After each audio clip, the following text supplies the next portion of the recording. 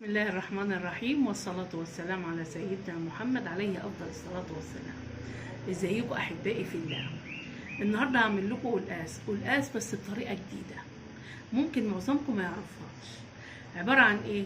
أنا جبت يعني زي كيلو قلقاس وبصل وتوم، وهوريكم لان لسه هقلي القلقاس ده وهوريكم انا هقليه ازاي.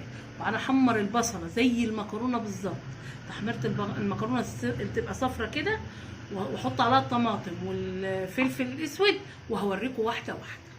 وهسمي الله. هقطع البطاطس، هقطع القلقاس كده زي البطاطس.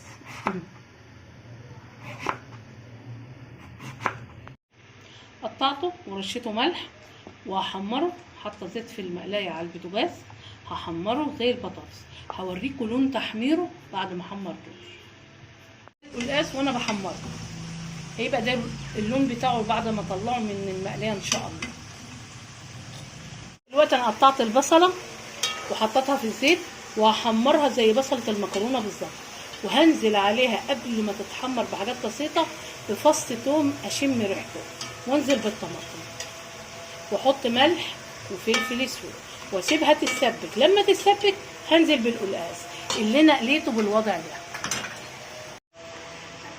بعد ما تتسبك الطماطم زي طماطم المكرونه بالظبط، هنزل بالقلقاس اللي انا قليته واوطي على النار واسيبه يتسبك. القلقاس خلاص اتطبخ، شايفين منظره وهو في الحله. انت ممكن تكبيه في الصينيه وتدخليه تحت الشوايه ياخد لون زي ما انت عايز، بس والله هتلاقي القلقاس طعم جدا وبالهنا والشفا. ولو عجبتكم الوصفه ما تنسونوش في اللايك والشير واشتراك القناه.